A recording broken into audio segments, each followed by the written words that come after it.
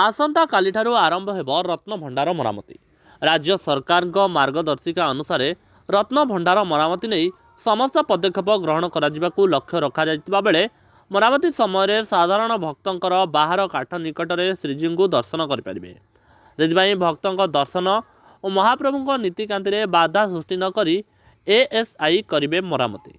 ASI द्वितीय भोगमंडप पर निर्धारित नीति निर्घंट अनुजाई प्राय 5 घंटा मरामती करने बेले भक्तंकर श्रृंखलित दर्शन और महाप्रभु नीतिकांति को सुचारू रूपे संपादित करा लक्ष्य रखा दिन 12:30 कि गोटाए परठारू संध्या 6टा पर्यंत पाखापाखि मरामती कार्य करिब एएसआई।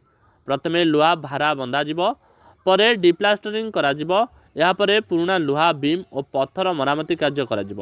उभय बाहर और भीतर रत्नभंडार मरामती कार्य आरंभ कराजिब। सेपटे रत्नभंडार मरामती कार्यक्रम को आगामी 500 वर्ष को दृष्टि रखी उन्नत ज्ञानकौशल द्वारा दीर्घस्थायी मरामती करने को मत रखिंट सेवायत।